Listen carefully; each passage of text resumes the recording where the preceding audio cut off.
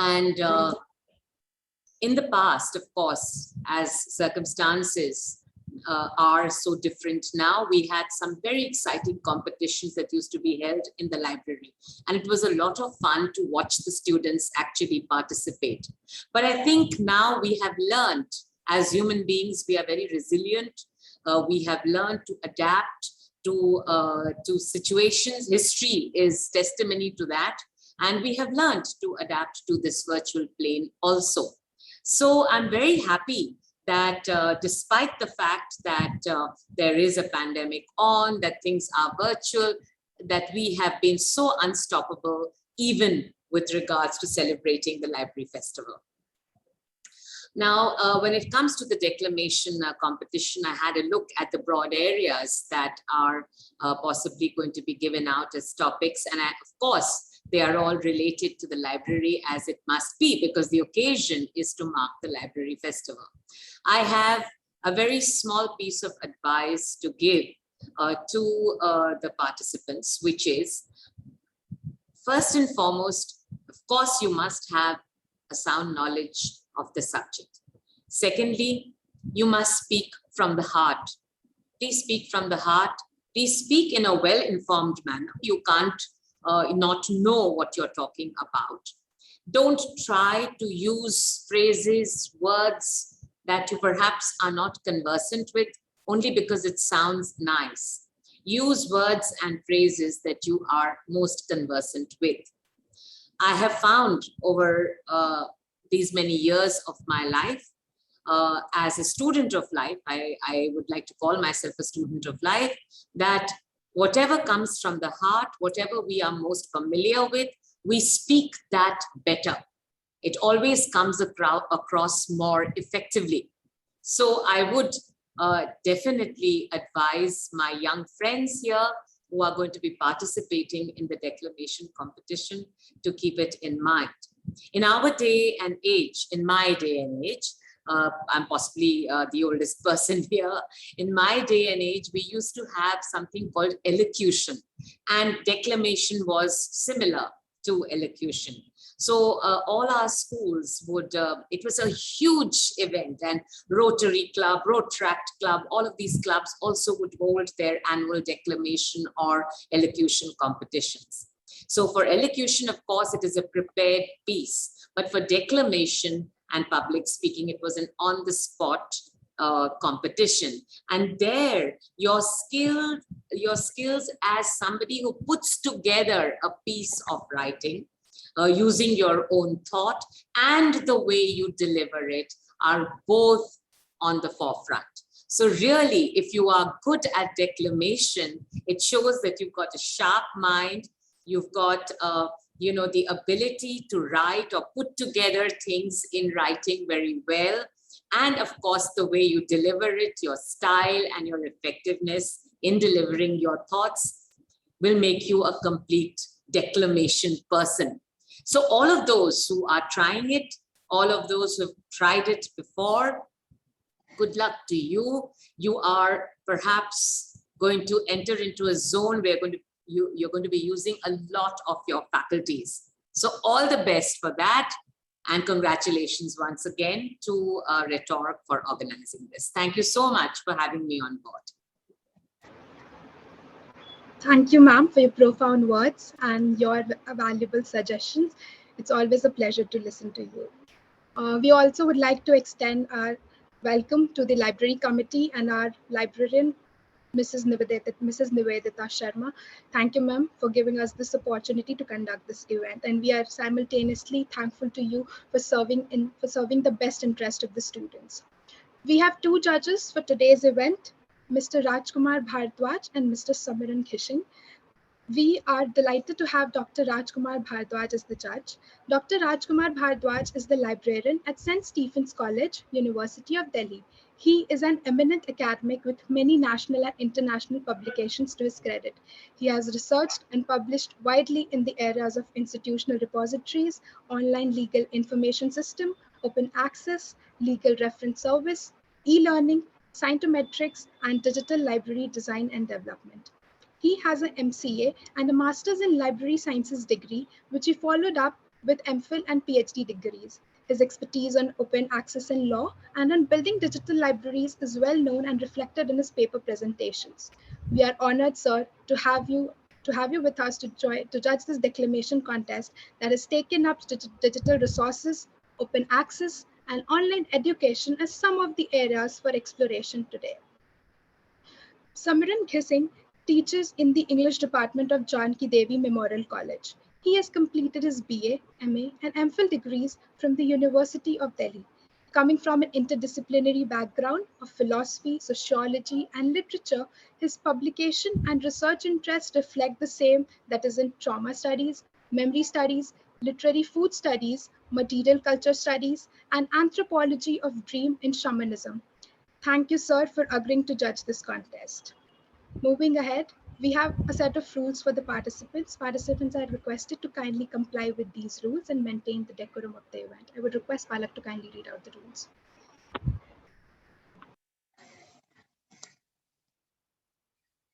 Palak, you're muted.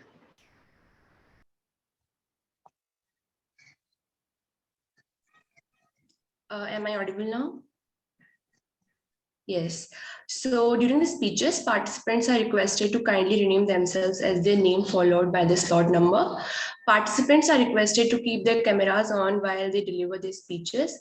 Participants are requested to keep themselves on mute while others are speaking. Participants cannot read the speeches entirely from a given paper. However, they can refer to it once or twice as maximum, but reciting whole of speech from paper is not allowed. Participants can keep track of their time by the timer shared on the screen. We will also drop reminders for participants once 3 minutes and 4 minutes are completed. We'll bang the mic once when 3 minutes are done, bang twice once 4 are done, and continuous bangs after 4. 10-15 minutes are exceeded and will be given extra. The medium of speech for the participant must be English, and participants are requested to kindly announce the topic they are going to speak on before they begin their respective speeches for the benefit of the meeting. If at any point anyone gets disconnected, please refresh your networks and please try to rejoin with the same meeting link. I hope all the rules are clear to everyone. With that being said, I would like to invite our first participant, Nitika Sharma, slot number 1. Just 1 second. Just want to say that Dr. Nivedita Sharma will be joining us very soon, and we can proceed with the first participant. And I would like to add, at all costs, I think the participants must not, by mistake, mention the name of their college. This has happened in the past. So participants, do be careful. You're not expected to mention the name of your college. I'll take your leave and all the very best to all participants. Good luck. Thank you, Professor Pal. Thank you so much. Thank you, ma'am, for joining us. Thank you, Namita. Thank you, Professor, Principal, and thanks to the judges and organizers also. I want you to please start the session. No, I would just like to introduce you very, very briefly. She is a really dynamic librarian, as Dr. Bhardwaj also knows. Very briefly, she, after an MA in psychology from Delhi University, she pursued library science, PhD in library science. She has 24 years of experience. And before joining our college in 2006, she has worked with the Ford School of Management, Lipsis Corporation, and Business India. Thank you, Nivedita, for offering us a chance to collaborate with the library. I extend festival where we had a wonderful inaugural yesterday, which I was telling Dr. Bhardwaj about. Yes, thank you so much. I extend a very warm gratitude to our principal, to Team Rhetorque for handling the event so nicely and inviting. Everything you have managed so well. And all the best to all the participants. We can start now, Namita. I think no, we should not keep waiting to the participants. Thank you so much. Thank you. Thank you so much, ma'am. So we would like to start with our first participant, slot number 1, Nikita Sharma. Thank you, team. Just a second. What is happening? Yes. Okay, now I'm ready. Participants, kindly announce the topic that you're speaking upon before you start giving out your speech. It would be more convenient for us and the judges to keep a record of the same. Thank you. Good morning, everyone. Good morning, Principal Ma'am, our esteemed judges, respected teachers, and my dear friends. My name is Nitika Sharma, and today I'm going to talk about the topic digital resources cannot replace library visits. So, before I begin, I would like you all to take back in time. Let's go back in time when online classes weren't a thing. There was no lockdown, there was no outbreak of COVID 19, and we all used to meet together and study together. And do you remember you when you used to wake up in the morning and get ready for your college or your workplace, take the metro, keep a record that oh I need to take the metro or I will be late. Then you get to the college, show your ID card, greet your friends, your teachers, and study together. What all we have missed in online classes is huge. And one important thing that we have missed is our libraries. We all know that libraries are an important part of our life, especially for students. We all used to access libraries to do research for our assignments or prepare for exams. But COVID 19 has taken us from us the privilege to visit libraries.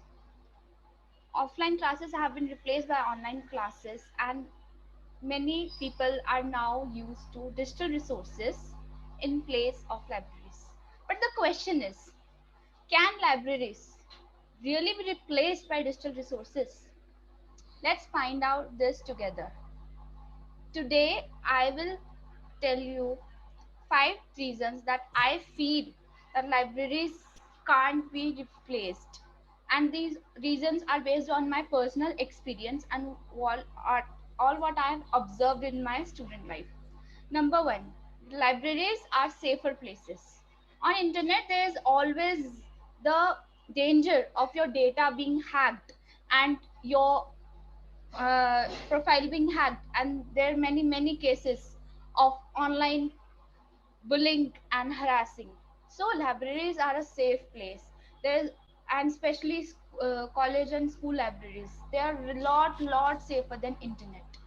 Reason number two: libraries increase the online access to scholarly resources.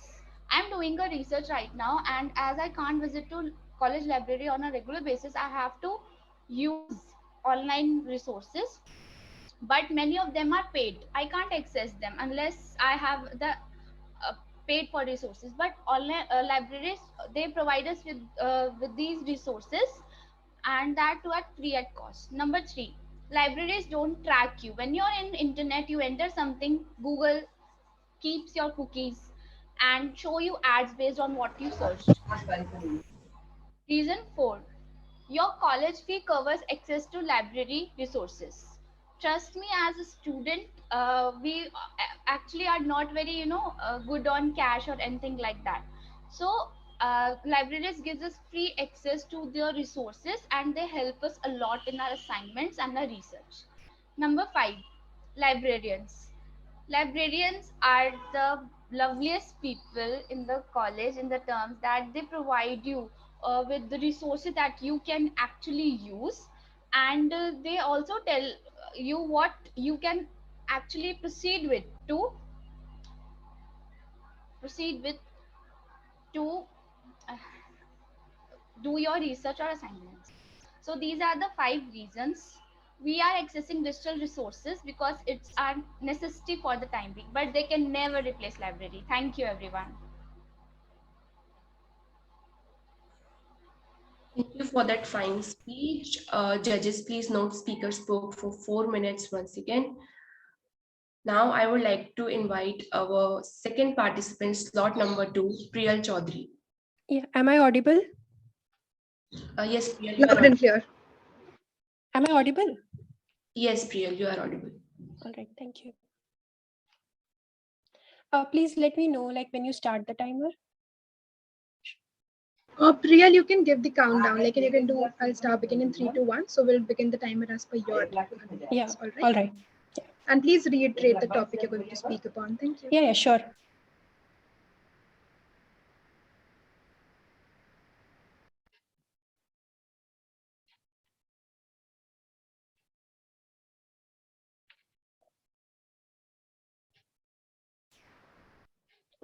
Priya, please mention your topic first, and then we will start the timer. Okay. So the topic I would be speaking on is the second topic: online teaching deprives economically disadvantage of access to education.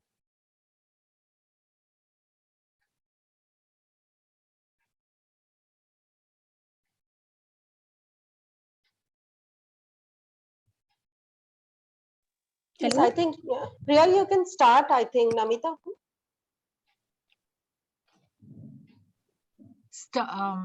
We can ask her to start.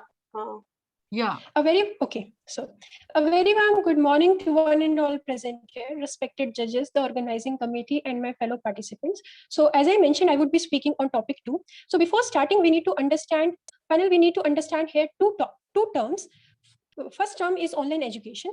Online education, as we are all aware of the term, as we are familiar with the term because of the pandemic, COVID-19 pandemic, online education refers to the teaching and learning process that happens through communication mediums like mobile phones, laptops, tabs, etc., with the help of a basic internet connection. Now, the second term we need to understand here is the disadvantaged section. So, panel understand that the economically disadvantaged section can refer to two kinds of people.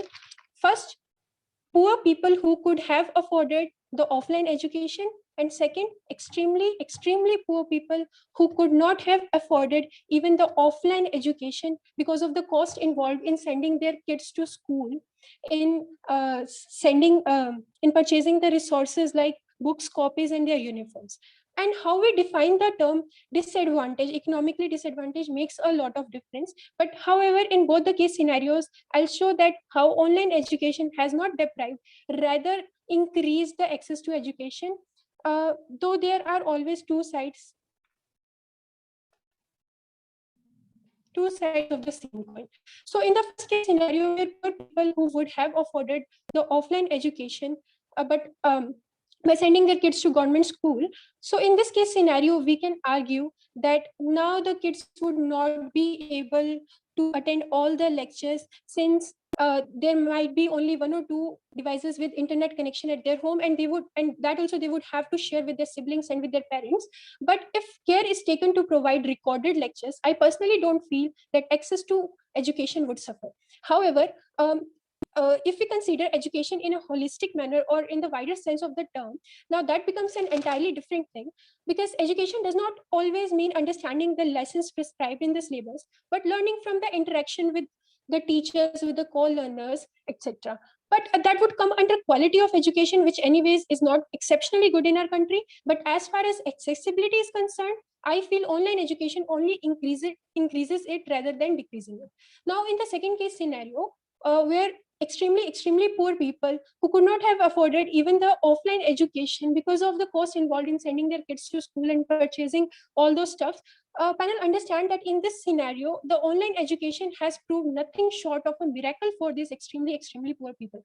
Because given that the cost of sending kids to school and purchasing uniform, etc., requires a significant amount of money year after year, but a basic Android mobile phone is now no longer a luxury, and almost in every family, at least one member owns an Android phone. Therefore, online education has actually increased the access to education rather than decreasing it. The education which a student could have earlier only gained by actually staying in Delhi, by paying the rents and paying for the hostel charges, now that kind of education can also be received by kids in remote places and remote towns through channels, YouTube channels, etc. Now, in this scenario where anyways the kid would have not been able to access anything of the education and might have actually remained an illiterate, at least now has access to education.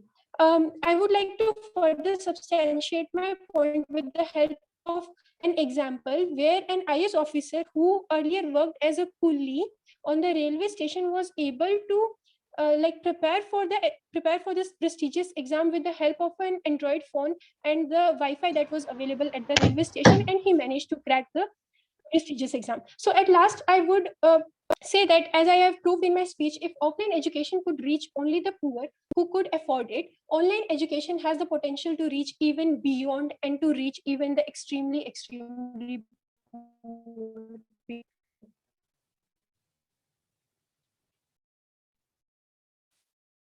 Thank you for that speech. Judges, please note speaker spoke for 4 minutes, 24 seconds. With that, I would like to invite our third participant, Yash Mishra, slot number 3.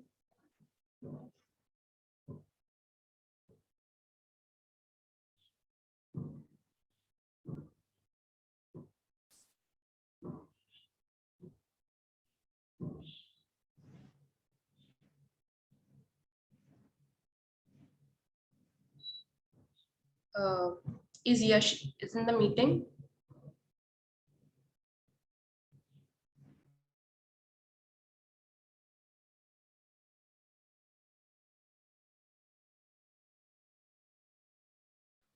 I don't think he's here. If he isn't here, please move on to the next slot. Yes, ma'am. So now slot number 4, Priya Ranjan Jha can give their speech.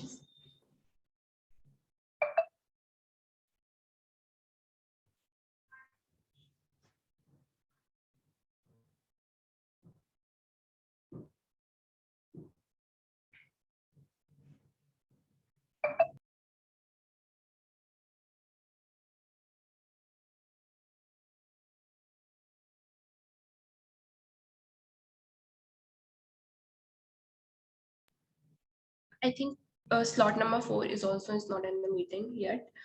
We can move ahead with the slot number 5, Shweta. Slot number 5, Shweta. Yes, I'm here. You mention your topic and go ahead. Yeah. Am I audible? I think. Yes, you are clearly audible.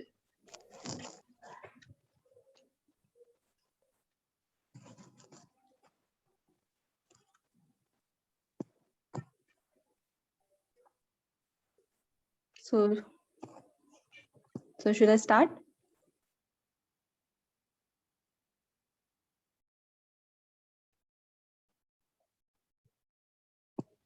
Palak, Yes, can please, she begin? Yes, please, Shweta. Just mention your topic and then we'll start your timer. Okay. Okay, I have a code to start with. So can I start with that?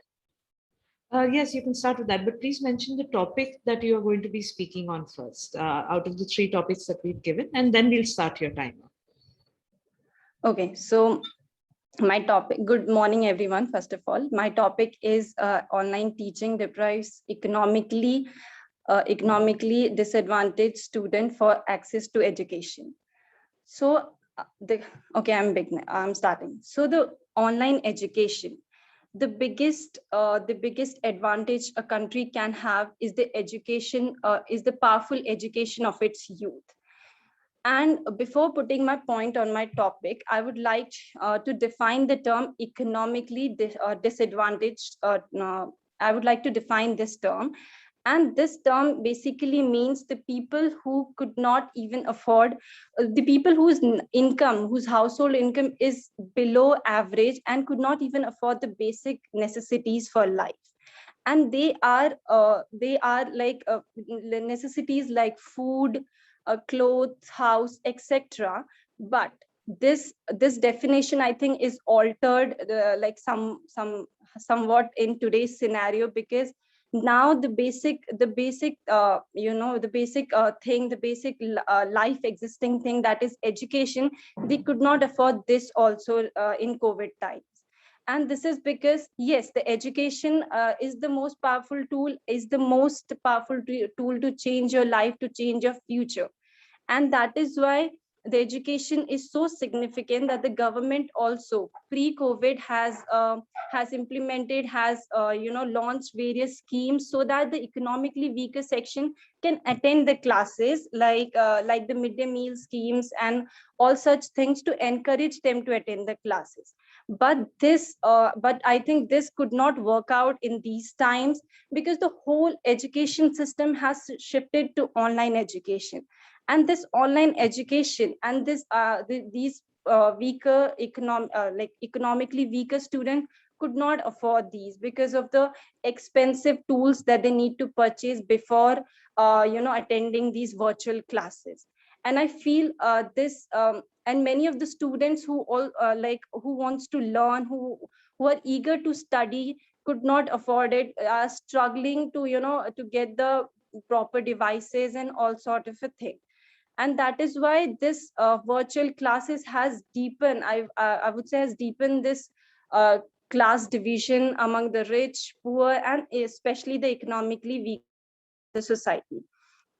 Even though we know education is so important, and people are education is more important for the youth, for the for everyone, for even the country, it is so important. So for this, the people, for this the because of the online education which has taken place in these 1.5 years, less students are getting enrolled in the school, and there is a less pass out student, and this has hampered the country's education index as well. Even though the government is trying hard to provide laptops, provide mobile phones, so that the children who could not afford it can attend classes, but this needs to speed up a little bit, because I guess still there are so many people in the country, so many students, so many children who are unable to access this education. That's why I feel education needs to be prioritized in the country, so that even everyone, whether it is poor, rich, no matter what, but should access to the education.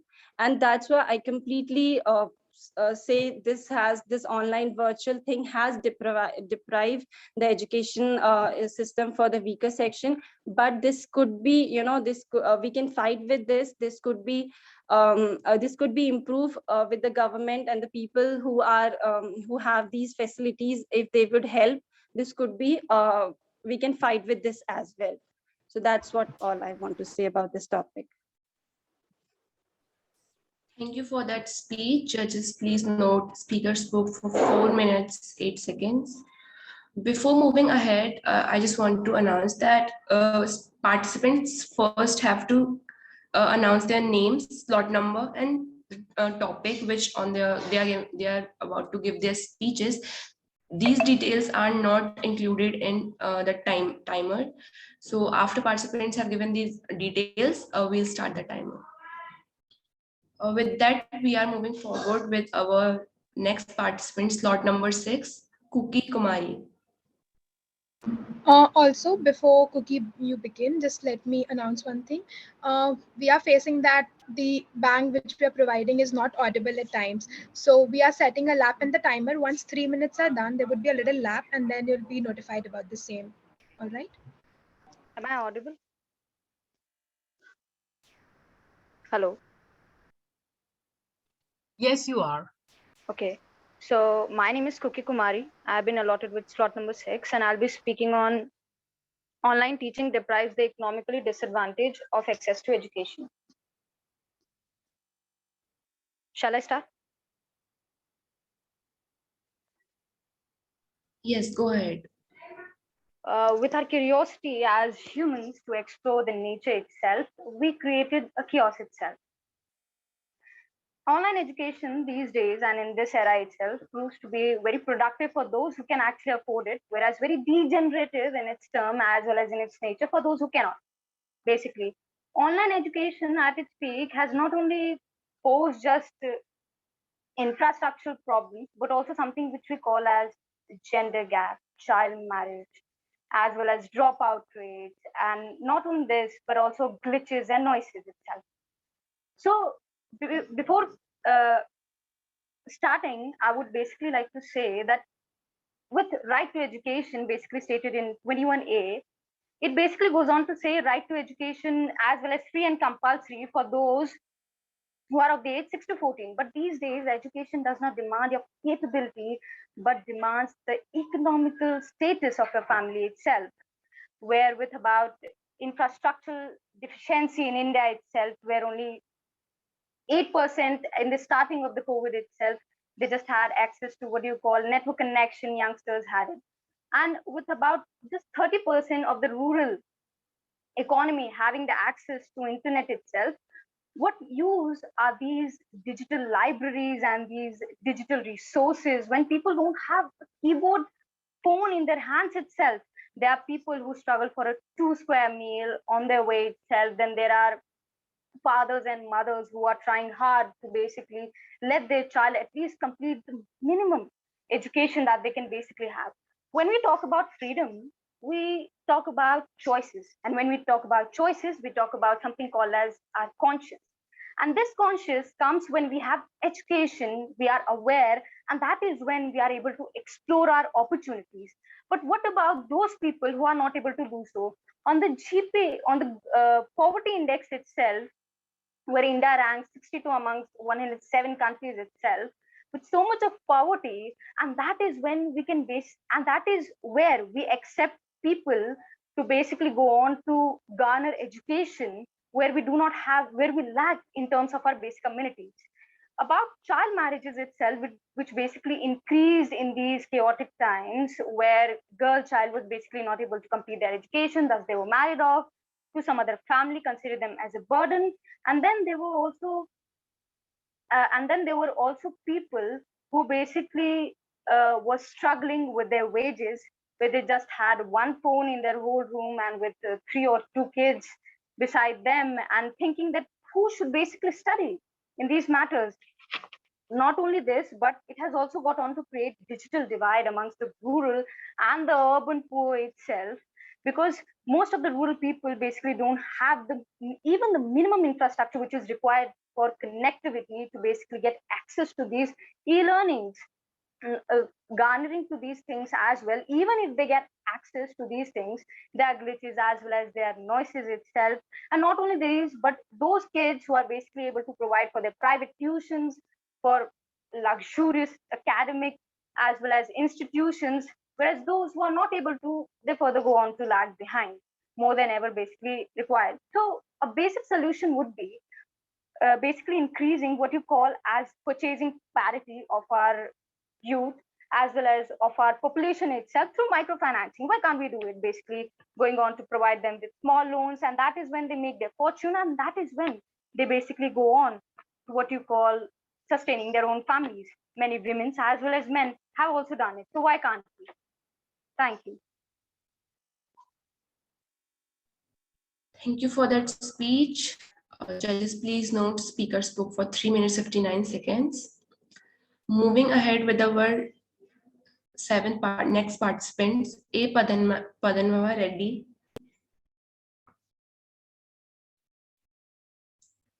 Slot number 7, A. Padanmava Reddy.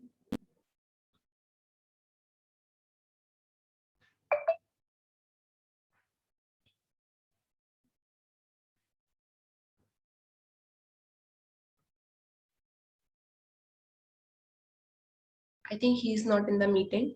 Moving ahead with slot number 8, Mayank Raj. Yeah, so hello. Am I visible and audible? Yes, you are both visible and audible.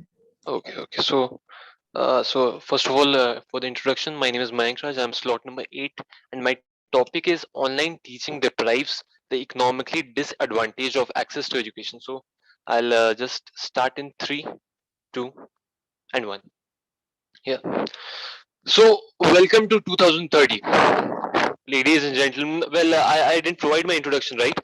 So I'll just provide my introduction. All of you know me well. My name is Mayank, and some of you call me fighters, some of you call me freedom fighters, but most of you call me terrorist. Clappings, no? Ladies and gentlemen, 10 years back, I was one of the 16 lakh cursed students who was not allowed the access to education. Why? Because there's one line which is defining my life story. Rich gets richer and poor gets poorer. My father was a very poor man. He was a sweeper. He somehow managed to send me outside our village to a bigger city for further studies. And then came the hero of our story, the hero of your story, COVID-19. 2020, I was denied the access to education. It doesn't matter. It doesn't matter for our government, for the institutions, because the 50% of our Indian students are not allowed this access, were not allowed this access of education. But it doesn't make a difference. I pleaded day and night.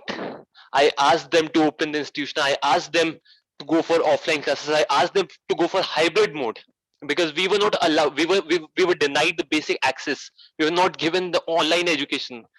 What was my fault, ladies and gentlemen? Why was I not allowed this? Further, after the second year, after 2021, they directly asked me to come in the final year and take examination. They didn't still provide those classes. Hybrid mode was going on, but they provided us to directly go for an examination, and in the examination I failed. They said I didn't study. I didn't study. You didn't allow me to get through my paper. You didn't allow me to to get acquainted with the 2 year education which just lapsed because of you. Ladies and gentlemen, COVID-19 was just a weapon against us. There was one last resort left for me to get some money for my family and to take my revenge against the government and the institution. I joined a terrorist organization. 6 months into the training, I worked day in and day out. The first thing they asked me to do after the training was to go outside my hostel and look at the first person and shoot him down. There was a person standing in dhoti kurta. I shot him dead. He was my father, my dear father. I killed him with these hands of mine. Ladies and gentlemen, it was not just my fault. It was even your fault, you Richie Rich. It was also your fault. The government's fault. My entire life was destroyed. My father's life was over. Why? Because I was because there's a difference between rich and poor. You have to create that divide. You have to keep that divide on. Look at the lion right in front of you and close your eyes. The ostrich effect was being followed by entire government institutions, and because of that my father was lying dead in front of me. My hands are red with my father's blood.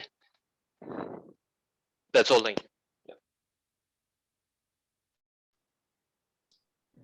Thank you for that speech. Speaker spoke for 3 minutes and 9 seconds. Moving ahead with next slot, Nitiksha Tyagi. Yes, just a second. I hope I'm perfectly audible and visible. Yes, you are both audible and visible. Okay, so I'll begin. Okay, I'll just let you know about my topic first and then please start my timer. My topic is like digital resources cannot replace libraries. Please start my timer in 3, 2, and 1. Greetings to one and all present here. Panel, I'd like to start my speech by talking about how convoluted a stance I have on this particular topic, right? I think digital resources in and of itself are indispensable because of the volatile society we live in. And this volatility cannot just be ascribed to the pandemic that comes, say, perhaps every 100 years, but also other things that I'm going to talk about. But first, let's talk about why libraries are still the superlative source of information that you could always bank on, and digital resources are always incapable of supplanting them as such, right? Here's the thing. And here are my three arguments in that direction. First of all, I think it is important for us to realize that the physical space that you work in and the preoccupation, the space and the preoccupation that you do with therein are things that are positively correlated if we, psychologically speaking, right? Because go ahead and look at theories that have been propounded by prominent psychologists like Edward Hall. They go ahead and say things like it is important for you to realize realize that the physical space that you work in also determines the productivity of the preoccupation that you're performing in there, which is to say if libraries are designed exclusively to the taste of the readership, which is to say there is a sense of mutual respect between amongst the readers within that space of a library, which also translates itself and manifests itself in the form of silence ensuing and it being conducive for you to be able to read for a few hours away from the rest of the world where there's perhaps not that, I mean, that degree of silence is missing. It becomes extremely important for you to realize what that space does to you and your productivity as a reader, and how much it is going to exhort you to read even further, because you know you have a palatable place to go to if you wish to read and if you want to grow that ability of reading, right? Which does not happen with digital resources. So even if we pride ourselves with things like, oh, this can be accessed, any book can be accessed anywhere from any nook and corner of the world, it still might be inconducive because you still don't have that kind of a setting where you can apply your mind singularly in that particular preoccupation. That happens only in the libraries, where you also get to develop a camaraderie of like-mindedness, and cognitive affinity is something that you get to develop, and that of course the access to the librarian who can give you a very personalized account of which part of the library you might like the most is some are things that we have to imperatively consider. Secondly, panel, there are also positive and negative reinforcements that work out within when we're considering these two things of digital resources and libraries, right? When you have a hard copy in your hand, you know how many pages you have fleeted through and how many are yet to go. More importantly, there is a circle of fulfillment where you go ahead and purchase a book, you read it through, and you just ensconce it in your shelf once you're done with it. It is as if you have tamed a certain part of the knowledge from the repository of knowledge that exists in the entire world. And like weirdly wired that humans are, it becomes more palatable for us to like agree that yes, we have some sense of knowledge because it is more tangibly and perceptibly available to us that this book has been finished by us. In the digital within the digital experience, that kind of in a sense is by and large lost because of how you don't get to see how much you've done for yourself and how much you've tamed for yourself, right? But more importantly, the negative reinforcement can be in the way of the disruption cost that is there in terms of time, right? Every time your internet connection cuts off, every time your Kindle is not working because you lost your charger, every time you've lost your subscription, your reading habits change. And reading in of itself, we have to realize, is a habit. So that which will not pander there being disruptions every now and then. It can be extremely distasteful for a reader. That is why I think libraries are still conducive, because you will always have access to them if you have a book for yourself for once. Now, more importantly, libraries are seen as a respite that are away that takes you away from the postmodern world that is so technologically driven. If we go ahead and say that these libraries are also going to be transported to a world that is technologically driven, that dichotomy that is so pleasant to people who want to break away from this completely expedited world would go away, which I think is again inconducive. And this dichotomy has to exist so that libraries and reading and these habits might still look like a respite from the world that we're always running in and hassling with each other, right? But more importantly, panel, lastly, the indispensability of digital resources still stands tall because of how there is volatility, not just in terms of the pandemic, but also how violence broke out in JNU, and universities are likely to be points of conflict. At that point in time, it is important for us to have access to these digital resources to not lose out on an academic year. Very proud to like put forth my stance. Thank you for being a patient audience.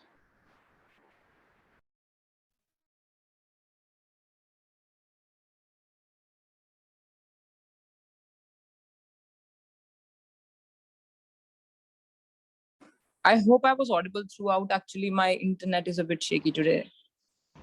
Yeah, you were perfectly audible throughout your speech. Okay. Palak, are you here?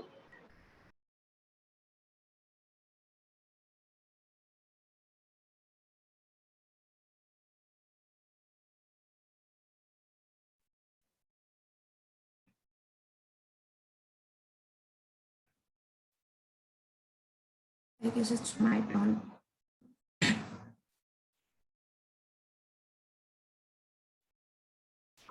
I believe Falak is facing some glitch. So firstly, I would like to thank Nadiksha for a fine speech. And I would like to call upon slot number 10, that is Vanchika Nanwani, to kindly begin with the speech. Am I perfectly audible and visible? Yes, you are, Vanchika.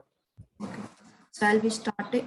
First of all, my topic is online teaching deprives the economically disadvantaged of access to education. I'll be starting in 3, 2, 1.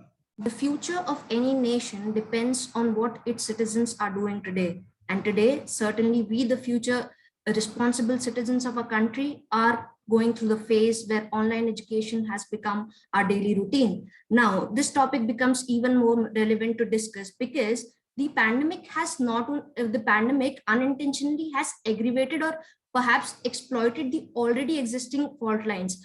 Earlier, the problem for the economically disadvantaged group was to have a proper quality education. Now, the problem has shifted to accessibility of education, right? The social inequality which exists in our society, the economic deprivation, e-learning today is a privilege for middle class and upper class societies where they do not have to go to the schools and they can sit and enjoy, or perhaps have the best access to that particular system of education. But for the people who belong to the lower middle class or the below poverty line, who are facing even who cannot even make their both ends meet, this is a very difficult this is a problem. Another thing, with the entry of tech giants and the corporates into this particular sector, who are trying to make the sector lead to a reach a different higher destination, they are putting in so much efforts, which is further widening the gap. Unacademy and Byju's have their stocks rising up every day. And now, well, I would like, on the other hand, when the government of India already knew about this, they had already started the NEPTIL program, the Swayam and the open distance learning programs. But now the problem is the higher education system is responsible for getting employment within our country, where vocational learning is not given that much value, and these the degrees or the certificate courses from these particular programs is not proving beneficial enough for the people. Lastly, the technological constraints which are faced during the e-learning or the online education. Now, a good internet connection or perhaps highly updated technological devices is not new for any of us, neither you nor me who are discussing this topic today. But for somebody who doesn't have a bread to feed their stomach, that is a privilege in itself. Apart from that, recently UNESCO said that after the pandemic is over, approximately covering 180 countries, 24 million million children are never going to get back to the education, get back their access to the education. Now, already in India, the problem was to know who was already, the problem was tracking children who were getting educated or not. This is going to further aggravate the issue. Lastly, in conclusion, I would like to discuss what could be further done. Right to education is a constitutional right which guarantees education to children. Now, I think that definition has to expand even to online learning. Apart from that, the government can have the corporate sector getting into this and being responsible enough, taking the step of corporate social responsibility. Apart from that, a great model was given by the government of Ukraine, where they started broadcasting the educational programs online through television. That could be another step taken by the Indian government to shorten the gap. And lastly, they can also give extra time to the children who have faced certain disadvantage because of it. And with this, I would like to end my speech. Thank you. Thank you for that speech. Judges, please note speaker spoke for 4 minutes, 17 seconds. Moving ahead with our next participant, slot number 11, Deepak Sharma. Am I audible? Yes, you are audible and visible. Okay. Tell me when to start. Just mention your topic, name and slot first, and then you can start with your speech. Yeah, sure. A very warm good morning to everyone. My name is Deepak Sharma, slot number 11. My topic is digital resources cannot replace library visits. Now I can start. Thanks to the internet, We no longer in need of library or librarians. Oh, we often might have heard these comments in nowadays when everything has gone online. But do you think is it true that we no longer need any libraries or librarians? Absolutely not. Most of us might think internet is the best option for searching information, but it can it have a match with the libraries? No. The internet brings people together, often in enjoyable and a productive ways. But cyberbullying and trolling can leave people reluctant to engage with thoughts they disagree with. Libraries are places where one can gather constructively and all are welcome. Internet is full of information, but these information contains personal views and opinions and blogs that can affect one's mind very badly, leading to the radicalization. Radicalization is a process by which people come to terrorism. They come to support terrorism and extremism. In some cases, they participate in the terrorist groups. The internet is nowadays playing an increasingly prominent role in radicalization in extremism and leading towards terrorism. Although government is very active against such activities, but many cases has been witnessed in India and many other far more developed nations where the youth are being targeted and then they join terrorist groups or act like sleeper cells. Moreover, the recent studies had clearly described that increased digitalization of education has increased anxiety and depression level among the students. Although presently we have no other option than relying on online education, but we should try to summon some other ways to start it offline. To comprise it, internet consists of very small percentage of what's published and journals and on information. Google, Firefox, and other search engines access are very limited. According to a report, only 8% of journals and even fewer books are available on internet. The most reliable information is available in books and journals, which are very easily available in libraries. Libraries play a vital role in providing people with reliable content. Libraries also help in increasing our concentration level. And one might think the concentration level can be in the devices are more because there are many distractions. When we use a mobile phone, we are more concentrated, but our concentration is likely towards the other distractions rather than on informative sources. Libraries have a very salient feature of a pin drop silence, where one can concentrate on his studies and can effectively increase its capabilities and develop more of its study work or etc. Libraries are very economical. The people who cannot afford to buy new books can simply borrow them from libraries. One more question. If political rallies are allowed, functions are allowed in such COVID situations, why not we come forward with some ways to allow this education system to be conducted offline and these libraries to be open for all? I don't think so that digitalization will work and will increase any efficiently for a student. So here I rest my speech. Thank you very much.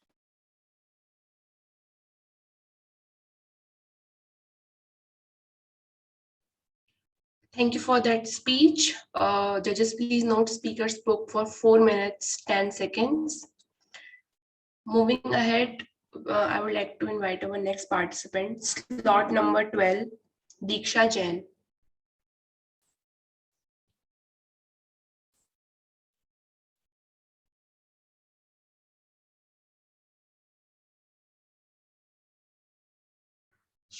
I think Diksha is not here.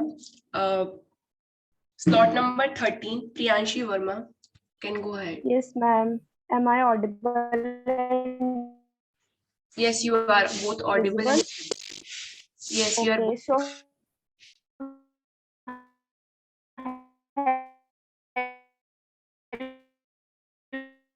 hello everyone.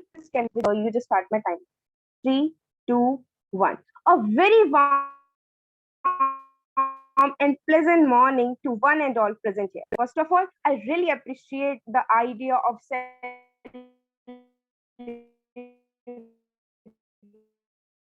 celebrating library.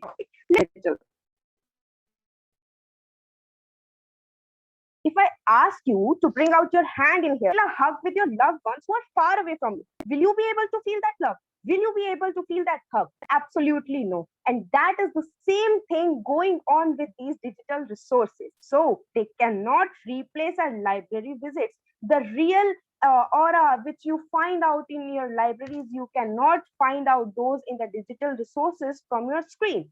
The only thing that you absolutely have to know is the location of the library, quoted by Sir Albert Einstein. And I think this is the most fascinating line for all those book lovers and library visitors out there. Library, home of book, library, temple for those book lovers and those library visitors. You know what? Library are safer space. Of course, I agree that internet brings people together, often in enjoyable and productive ways, such as with their overshared thoughts or their blog posts or etc. But this internet always comes out with some kind of cyberbullying and trolling, and that can leave people reluctant to engage with folks they disagree. You know, you just open a link to open your digital resource, and suddenly a virus enter your device. But while you are in your library, no such tension is there. When you are in library, every side you just there is a pin drop silence. The sound of turning pages of your novels and books is so soothing. The smell of books is everywhere. You know what? For a book lover like me, that is the best thing to visit about libraries. You just got the best environment to study and to learn the things with your whole focus. For me, it's just like a meditation. I just find so much peace and it is so soothing for me. But while I do study on these digital resources, it's just me and my screen. And I always often just got a Instagram notification pops up and then a WhatsApp notification pops up. And in this era of social media, we all just need a reason to jump from our studies to that social media platform to just pass our time. Oops, sorry, to waste our time. So you know what? Digital resources are always been a kind of distraction to me. Of course, they are not bad. They are just a way when you are not able to do library visits as in lockdown, but that doesn't mean that they can replace our library visits. You know what? Library visits are the best thing that gives you the experience of sitting in an environment, and it let you see the books with others point of view. As when you go to library, you just hear some other people's thoughts, and then you just compare your point of view with them with their point of view, so that you can have some more thoughts and some more knowledge and some more research about the book you are reading. And but while you are on the digital resources, it's just you and your screen, nothing else. You does not want to talk with some other person. It's just you and your screen, and of course that is going to be too much boring.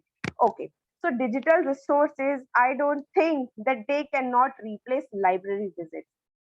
And the most important thing is that content of library is the best.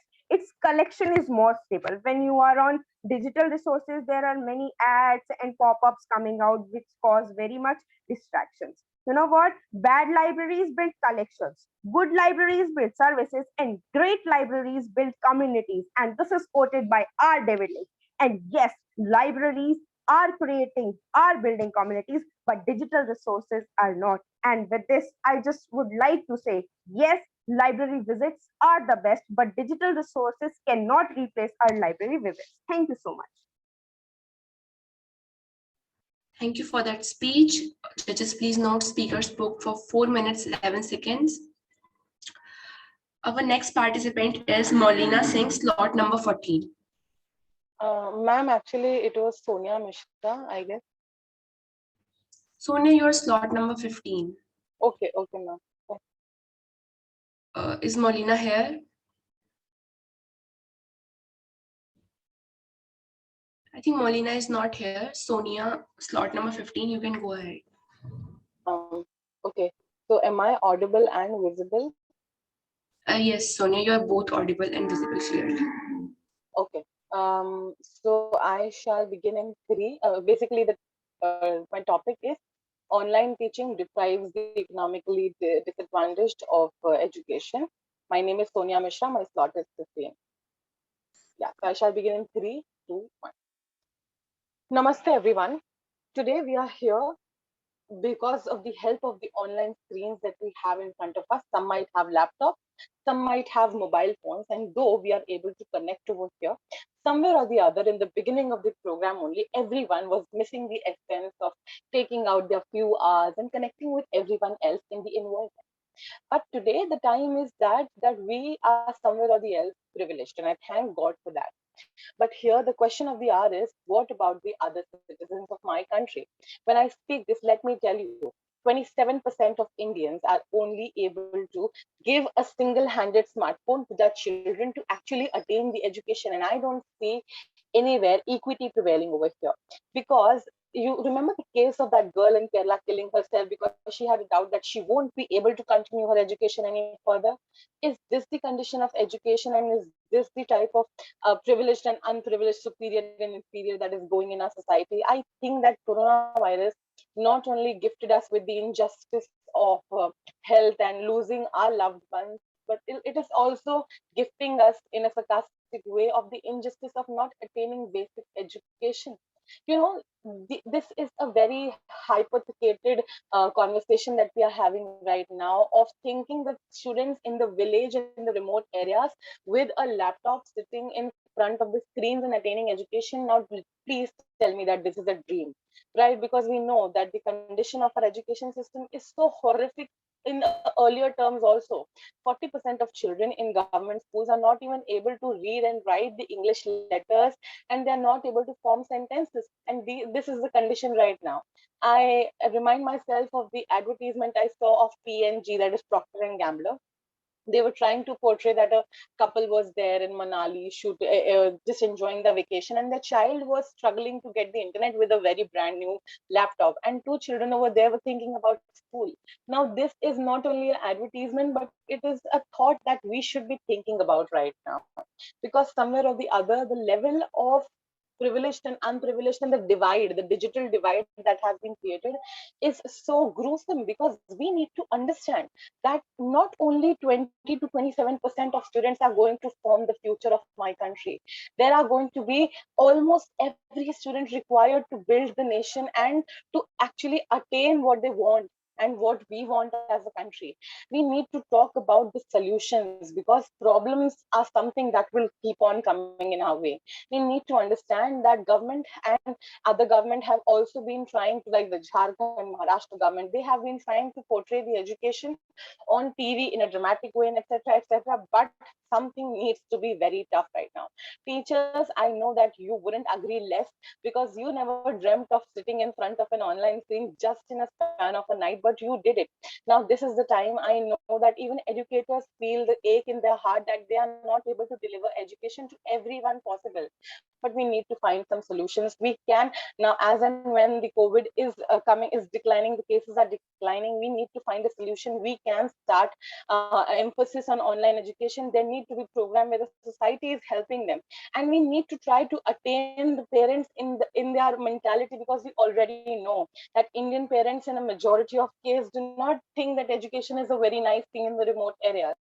But we need to focus on the mentality of these parents, that education is something that will be an investment with unlimited returns. We need to talk about everyone, because trust me, India is not one but everyone. And at the end, it reminds me of a Sanskrit quote, that alasasya kuto vidya vidasya kuto dhanam adhanasya kuto mitrama mitrasya kuto sukham. That education is everything, and we need to talk about it for everyone. Thank you so much once again. Thank you so much for that speech. Judges, please note speaker spoke for 4 minutes, 6 seconds. I would like to invite our next participant, slot number 16, Manish Jha.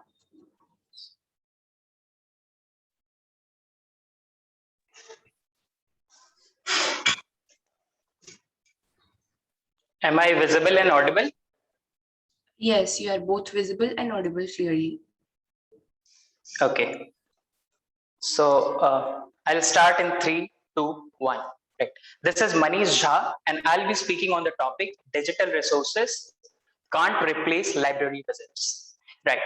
When I enter a library, I see pin drop silence. When I enter a library, I see positive energy surrounded by books radiating from all ends. When I enter a library, I see books arranged in shelves in the most diligent manner, inspiring us to be well organized in our lives. When I enter a library, I see books from a plethora of subjects driving us to thrive in all aspects of our lives.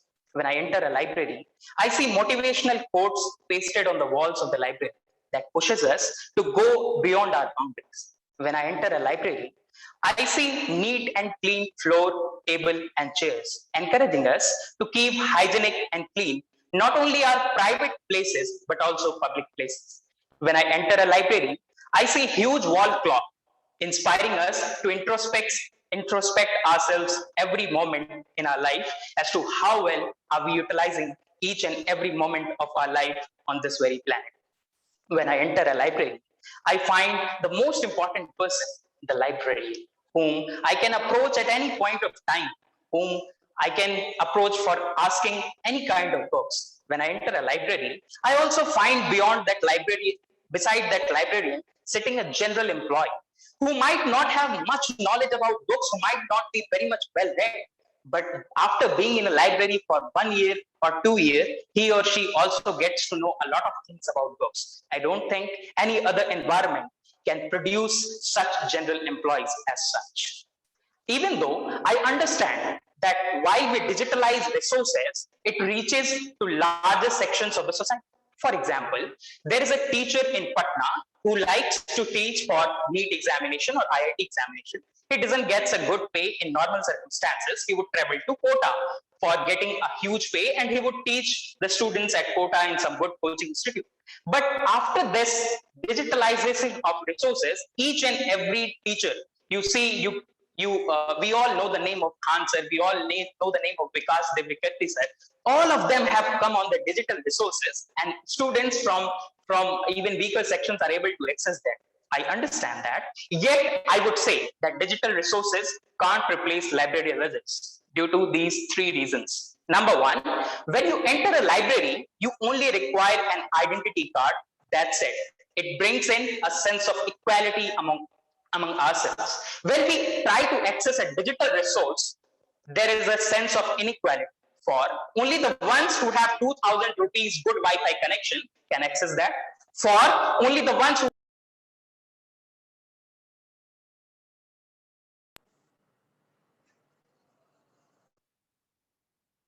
Am I audible? Hello? Yes, Yeah, yes, you're yes, we audible can now. continue. Okay. Only the ones who are able to have a good laptop or a good mobile device are only able to access. That brings in a sense of inequality, and therefore I say digital resources can't replace library visits. The reason number 2, in a library you are surrounded by books, and books, radiating positive energy from all sides. When you try to access a digital resource on your mobile phone or on a laptop, you have a plethora of things there. You have entertainment, you have WhatsApp, social media, all those things. You have knowledge as well. So that might distract while you are reading an article.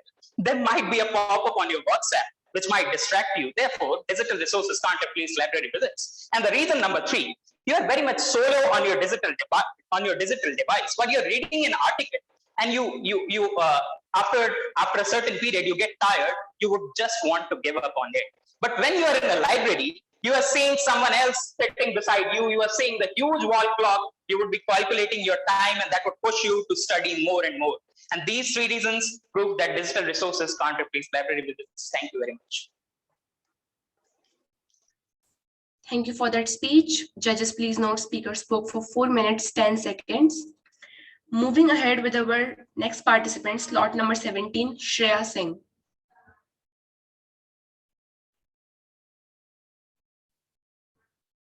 Am I audible and visible? Yes, you are audible and visible. So, good morning, everyone who are present here. Today, I, Shreya Singh from Janki Devi Memorial College, slot number 17, hereby take my stand to present my views on digital resources cannot replace library visits.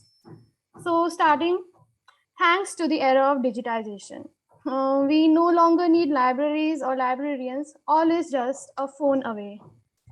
To ask why we need libraries at all when there is no such information available elsewhere is all as insensible asking if road maps are necessary now, as there are so many roads. I know it's quite senseless. So similarly, there are many people who think that it's just a phone away and we don't need libraries.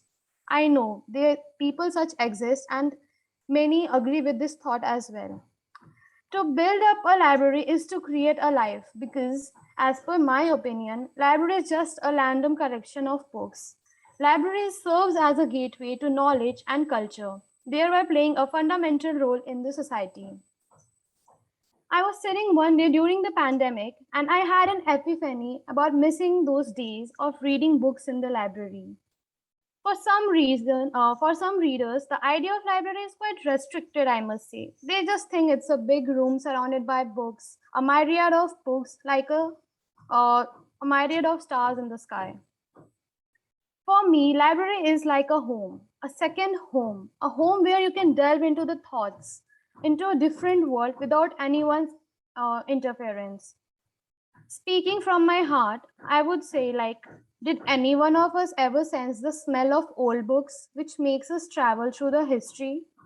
Well, it might sound like a typical hack and die phrase, but trust me, it is one of the most underrated, beautiful feelings one could ever go through.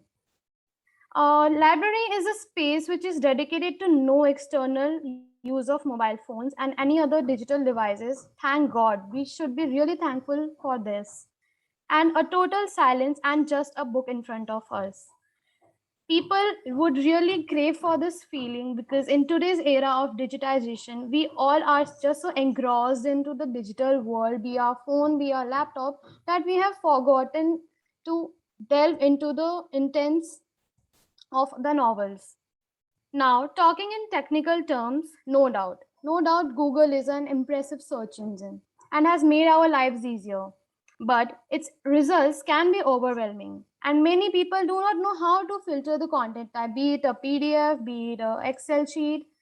Google offers many search tips and a conversation within many search tips which are useful, but a conversation with the librarian can clarify what exactly we want and what exactly are we looking for. Without librarian, a library is an incomplete room. It would be just a room without a librarian. Library offers us an eclectic mix of genres everyone can go through at a cost-free opportunity, which is one of the most frequent barriers that we face online. Talking about the preservation of truth, which is one of the crucial factors to ponder upon, as rightly quoted by Mahatma Gandhi, let us beware of false knowledge, that knowledge which keeps us away from the truth.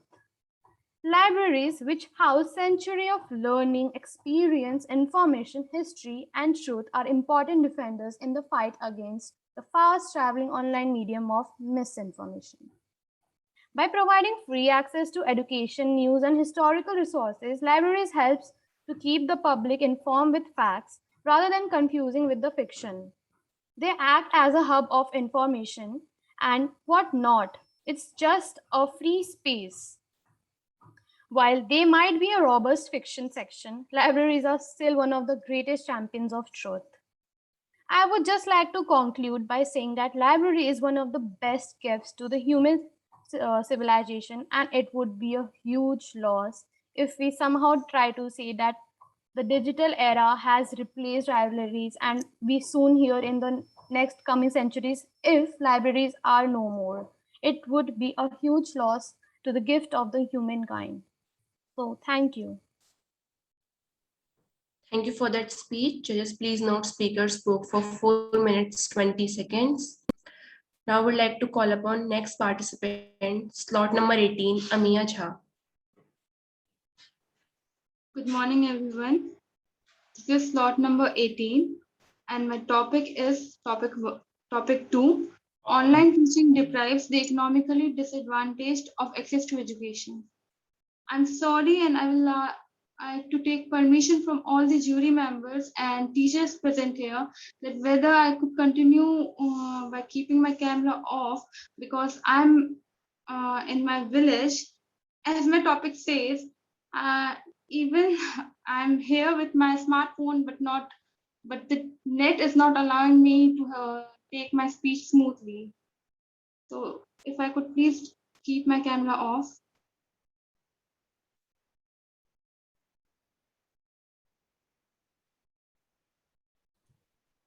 Yes, of course, you can keep it off and please continue. Thank you. I would like to start my speech. Please start the timer. Our need will be the real creator.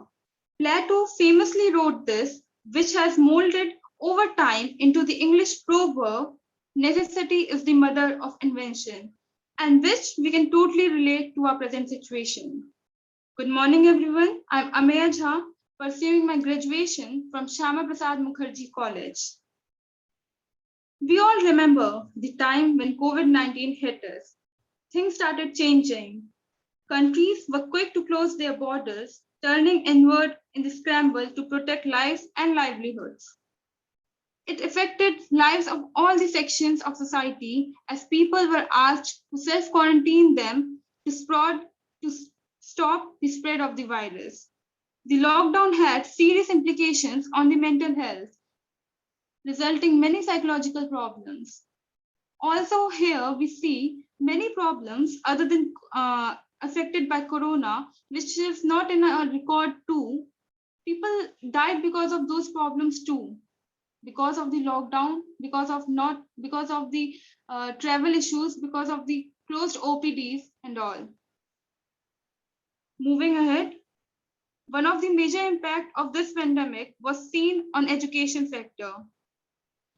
While we see countries are at different points in their COVID-19 infection rates, worldwide, there are currently more than 1.2 billion students from around 186 countries affected by school closures due to this pandemic.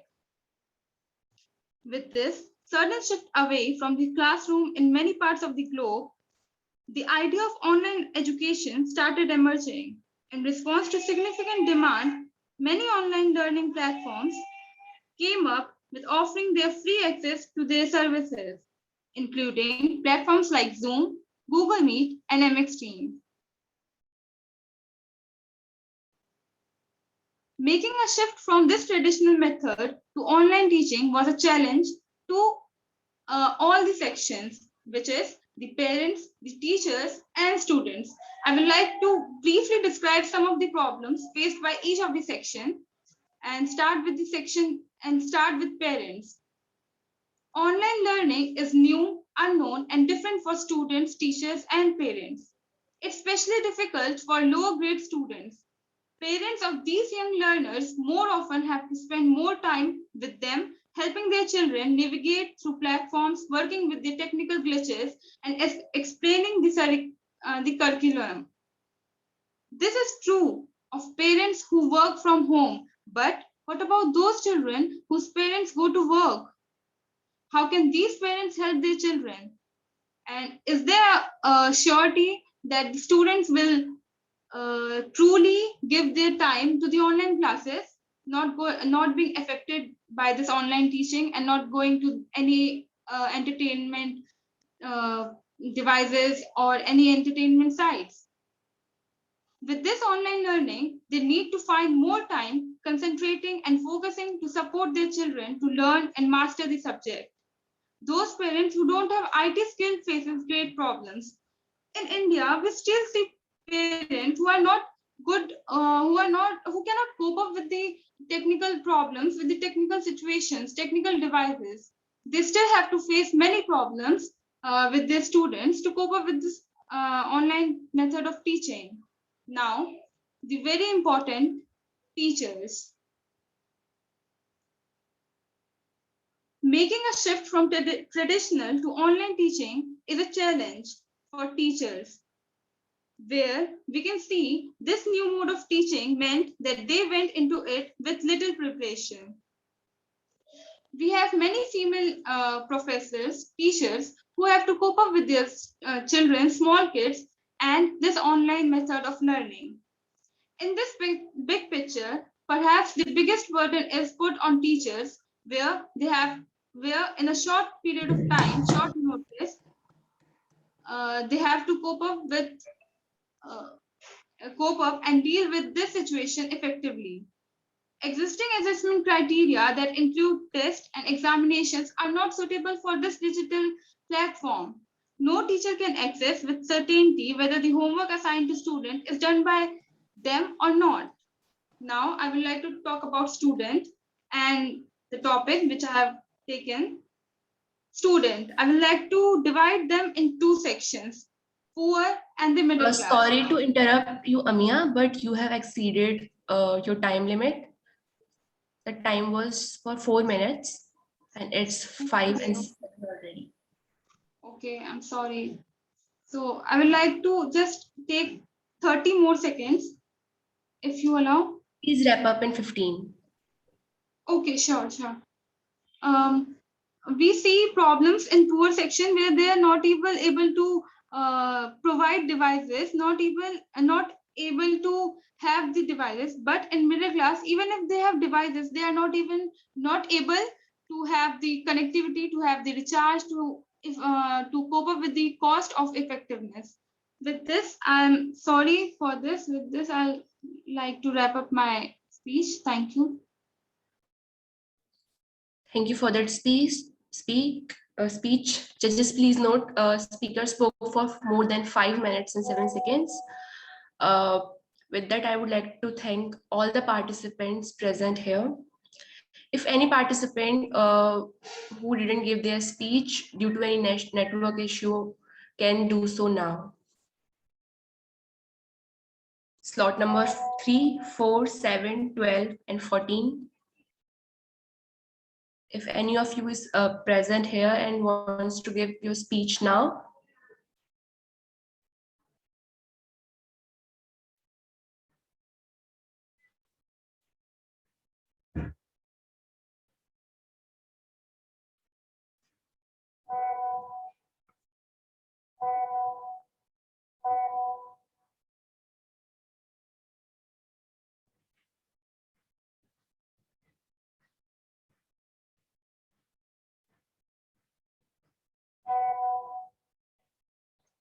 Slot number 3, 4, 7, 12, and 14.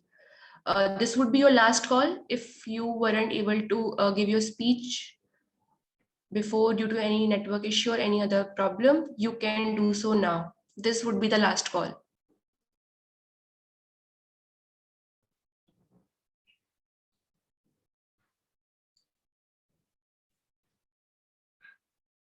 Okay, I think we are done with the participant speeches. I would like to thank all the participants for their wonderful profound speeches. Judges can take their time before declaring the results. Thank you so much, everyone.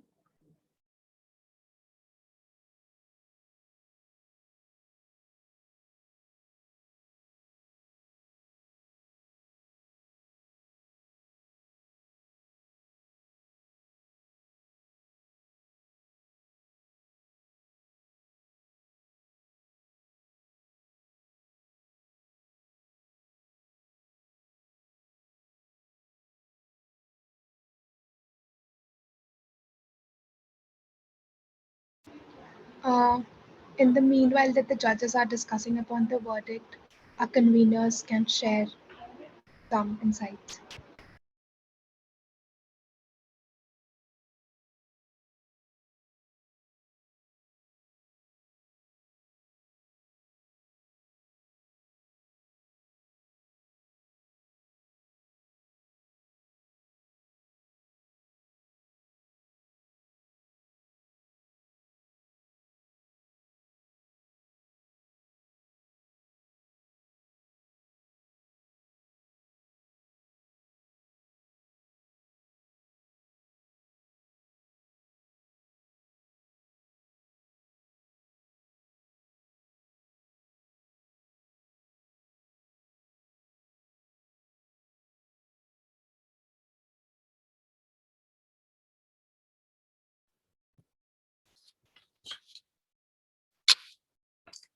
Good morning, everyone. All right. You know, I guess I'll just set the ball rolling. So I think if some, this is something that I have mentioned at earlier experiences, competitions as well. First and foremost, I would like to, begin by actually thanking the participants. Thank you all for participating. Thank you all for coming here for, expressing your opinion, for expressing your opinions, your points of view. It was a very interesting session.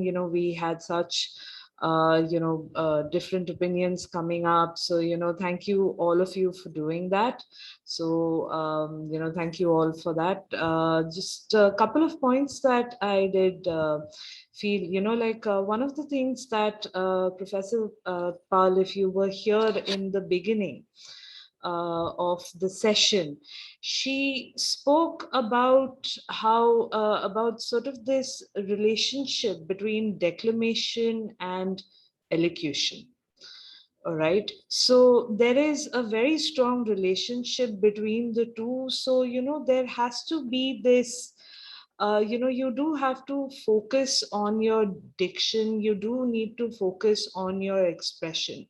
And a lot of time, for some speakers, I did notice that in an effort to ensure that you are getting your points across, and we as conveners have been involved with the debating society for quite a while now, that in an effort to ensure that you're getting your points across in a certain amount of time, you do tend to skip over your words, right? There is a tendency to talk very fast, and in that tendency to talk really fast, diction and expression is unfortunately being sacrificed. So that is something that perhaps that speakers do need to sort of focus on.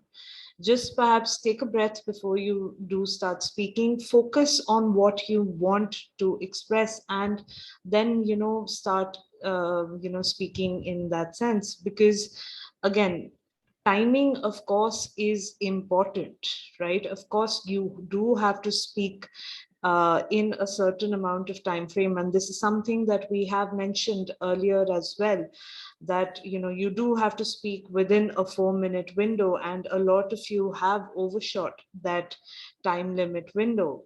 So of course, structuring your arguments and everything, structuring your content is something that is very, very important and all of that. But in an effort to ensure that okay, I have to stick to my time limit, please do not sacrifice your diction, please do not sacrifice your expression, right? Because a lot of times, one of the things that we do is that, okay, I need to say this, I need to get my point across, so diction and expression goes flying out of the window.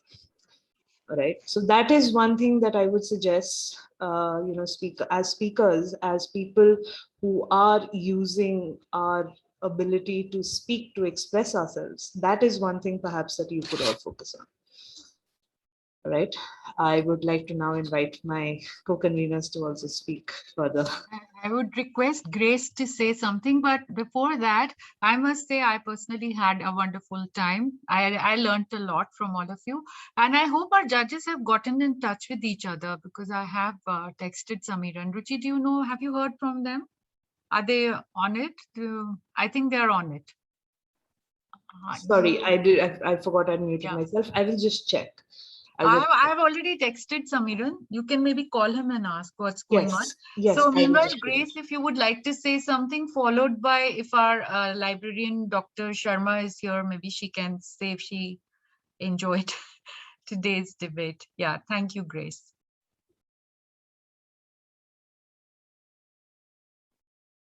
Grace, unmute yourself. You're not audible. Grace, please. Ms. Grace Suparna. Once again, congratulations to everyone for participating, and I was really impressed by whatever was spoken by the participants. It is quite interesting to know that students have realized the importance of library. And one statement has, touched me, and that is when I enter the library, I find if every student finds that the serenity, the tranquility, and the clock, and the books around, the magazines, the journals, and you will be scholars very soon. And that was something I liked from one of the participants who spoke about the library, and I am sure that he really finds it, whatever he said. He really, it's not just a speech, but it's from his heart. Okay. And then whatever Ruchi ma'am has said, I agree with it. We have been telling the participants that you have to stick on to the time. And then, one more thing which Ruchi ma'am has mentioned is ensure that everybody understands what you're speaking. Okay. Don't be, your matter might be a lot, but stick on to the time and don't try to say everything which you have on the paper or in your mind, okay? So that you can, focus on certain points and complete it within the time. Language is also important, and also time is important. And at the same time, you need to use yourself, your voice, and, that is also very important. Many of you have chosen the second topic, and even as conveners, we have learned a lot, and we were able to know what you felt about the library. Now I pass on to Namita ma'am. Let her share her views. Is there Dr. Sharma here? Dr. Nivedita Sharma? Is she here? I can't see. Has she been logged out? Maybe. Yes, I agree with Grace ma'am.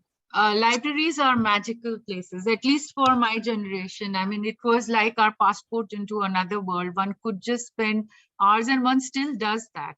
I think what the digital version has done is it's lent us wings. Our flights are higher, but I think both the systems complement each other. And for me, I could, I really love listening to that, to the students' experience of using library and resources. It is something that I think all academics delight in. It's our natural environment, like fish to water. That's how it is. Would anyone from the team like to add anything? Samvida, Palak, anyone else? No, ma'am, we believe you three have covered all the necessary points. All we're doing is waiting for the judges to give us their decision. The participants can. And ma'am, it's always a pleasure. Yeah, Grace is right. The participants, if anyone would like to add anything or, talk about their experience today, any feedback that they would like to give. I mean, the stage is kind of open. Good morning, ma'am.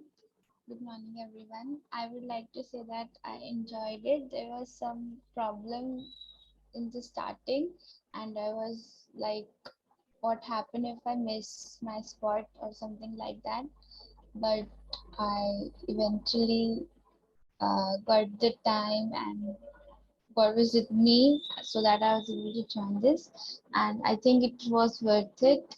It's my first time participating in declamation competition, and as a final year student, I guess it will be my last opportunity to take part in as many competitions as possible, because we'll be going for placements and all, so we'll become busy and we'll miss on all these learning opportunities. So I would like to thank everyone here. Thank you, Samvita. Thank you, Palak, for cooperating with me. And thank you, ma'am. And ma'am, hello, Grace, ma'am. It's been a year since I saw you. I don't know if you remember me, but I learned English communication from you. So yes, it was a great experience. Thank you so much. Thank you so much, Nitika. We are very glad you liked it. Grace, do you have a list of our prizes? The prize amount, should we announce it now? Not the prize winners, but the prize amount. I think the library has announced something, haven't they? I'm just trying to look at my notes. Samvida, do you have it with you? No, ma'am, I don't have this. It's in our messages. I'll just scroll down and tell.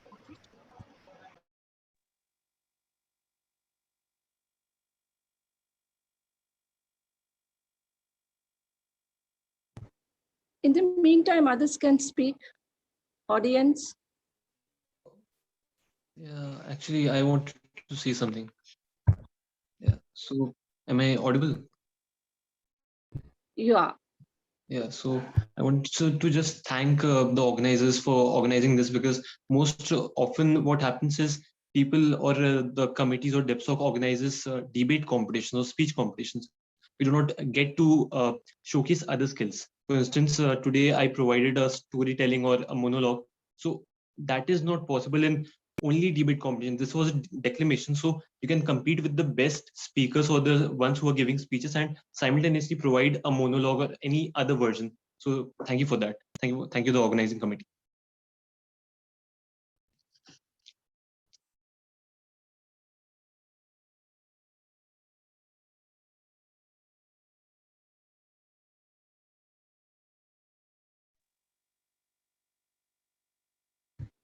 Anyone else?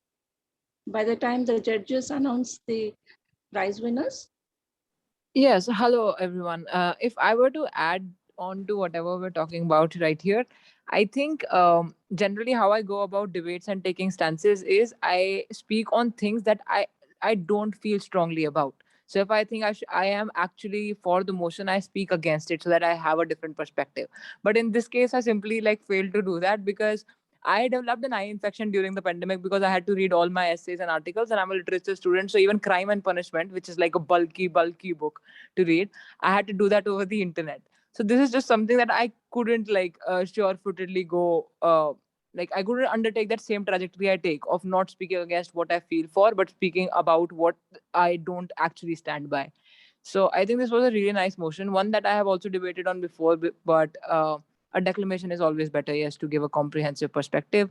So thank you, organizing committee and conveners, for having us here and organizing the event. Thank you all for being such a patient group. Our judges, you'll be happy to know, are ready with their feedback and with the prize winners' names. But before that, very briefly, may I request Dr. Sharma to say just 2 words, or just let us know what the prizes are again, because the prizes are coming from the college library. Yes, first of all, I would like to thank and congratulate to the participants. It was really good, and I was so happy to hear from the students that they are actually missing the library, they're physically coming to the library, they are missing the books, reading books, and sitting in the library. Though I have seen many of the students have opted for the second topic, and it was nice to see that the students are really sensible towards the weaker section of the society, that how the children of the weaker section are not able to cope up with the education scenario these days. But whenever there is any policy is drafted by the government, they have to consider the larger section of the society. So that is the idea, and in that case, it happens every time that a few bulk of bunch of section of the society suffers. So it was a bad phase for the whole world, and we have to come out of that, and we have really worked hard to come out from that. So for today, we have 3 prizes for the students.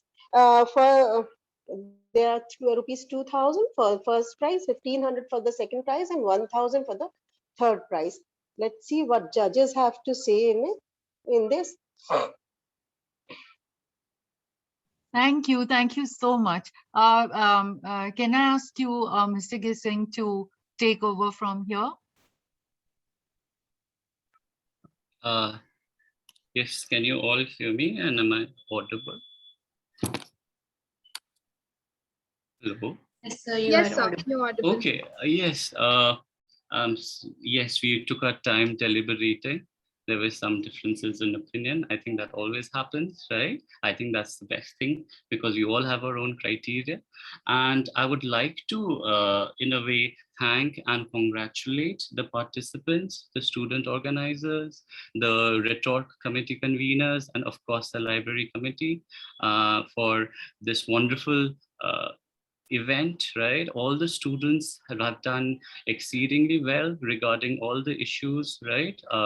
All the three topics, I think most of them picked up the issue about online teaching and whether it is an elitist sort of a concept, right? And others were talking about the relevance of traditional repository of knowledge, that is library, as against the new medium that is coming out, right? So I think all of you have, in a way, interestingly talked about things. Perhaps few things I would like to talk about is how a lot of you were circuitous in your arguments. Perhaps you should have, in a way, pointed out in a way, in a serial manner rather than roaming around in the same sort of a issue. Another thing I would like to say is, I think none of you had picked up the issue of digitizing library resources. I think that was a very interesting topic as well.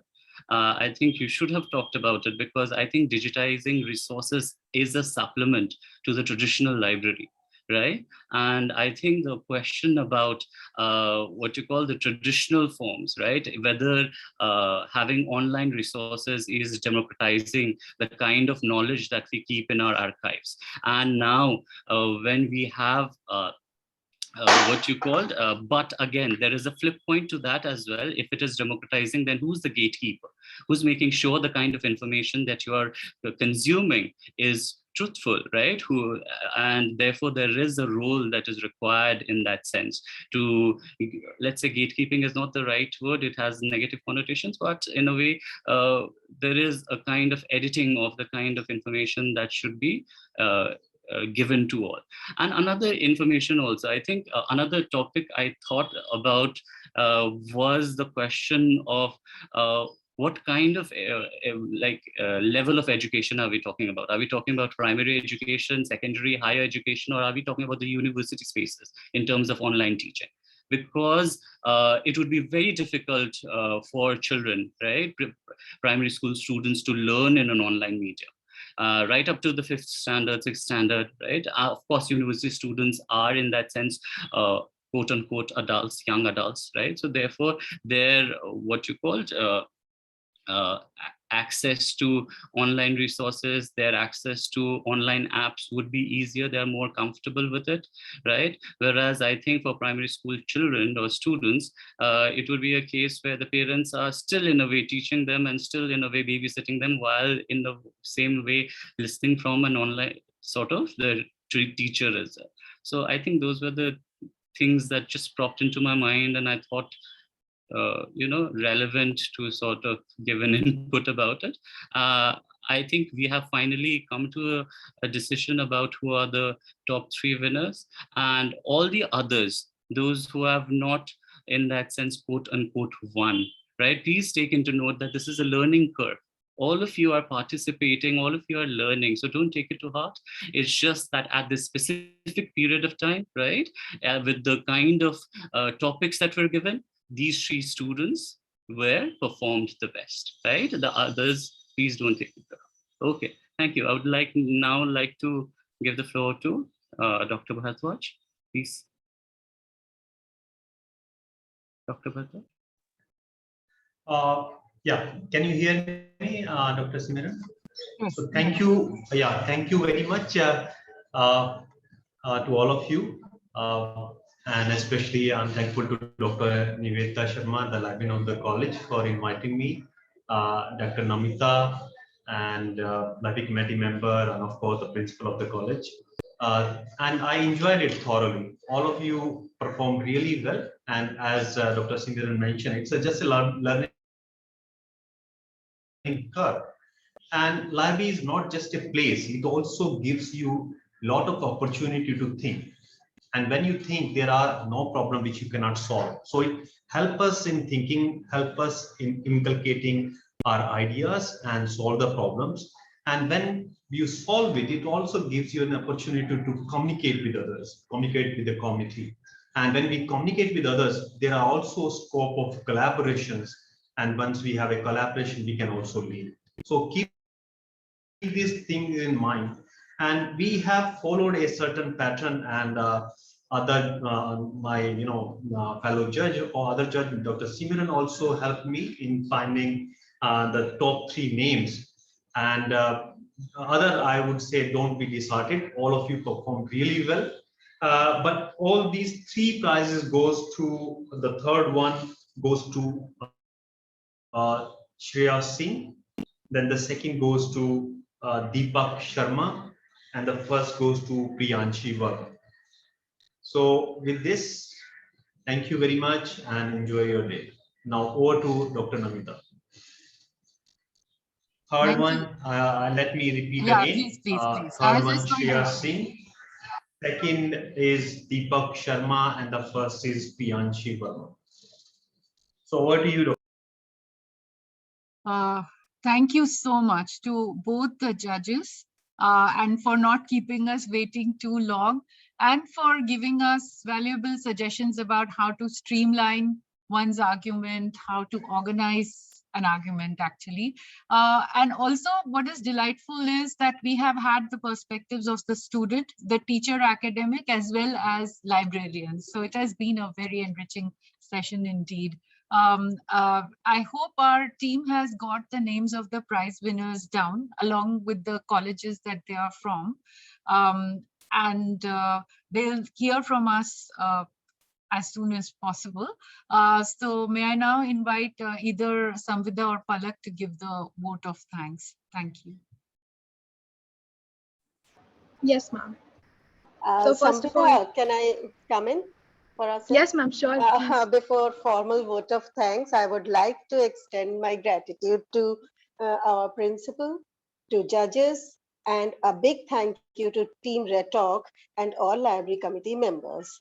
So thank you, Samvida, for helping us out in this, and all your team members for organizing it so meticulously and in such a systematic manner. Thank you so much. And now you can proceed, Samvida. Yes, Samvida, you can proceed now. Yes, ma'am, I'm done. So first of all, I would like to thank Samiran sir and Raj sir for your words of encouragement and enlightenment and for providing the students with your valuable suggestion. I would like to congratulate all the winners and now proceeding, we are thankful to our principal for always motivating and leading us. Special thanks to Dr. Nivedita Sharma and the library committee for leading the library festival initiative and giving us the opportunity to organize this event. We are eternally grateful to our conveners, Namita ma'am, Ruchi ma'am, and Grace ma'am for the constant support and guidance. Last but not the least, thanks to our participants for their enthusiastic participation. Thank you everyone for joining us. It was a pleasure to have you here. Thank you. Samvida, could you just announce the names of the prize winners once again with their college affiliations? This is just for our records. Thank you, everyone. Have a wonderful day. Oh, yes, ma'am. Just give me a minute. I'll fetch the college details. Just a minute. Thank you, everyone.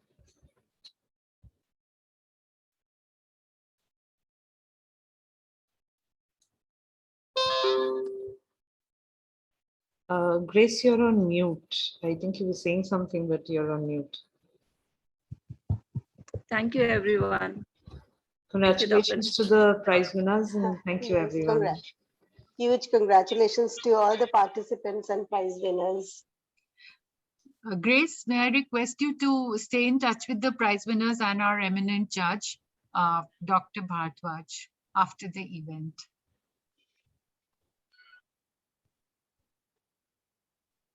May I request everybody to please switch on their cameras for a couple of minutes so that we could take a quick photograph? Yeah, sure. If everybody could please switch on their cameras for about a minute.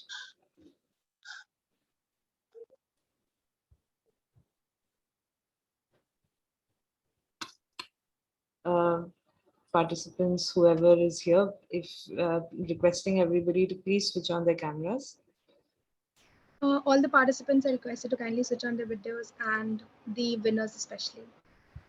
Just a quick request. We just need to take a photograph, please.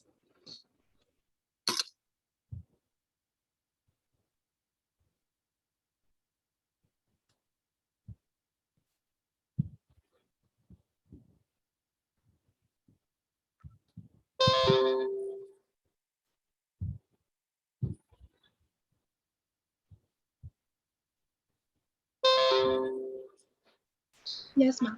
Okay. Thank you, everyone. Thank you, everyone. I'm going to stop the recording now.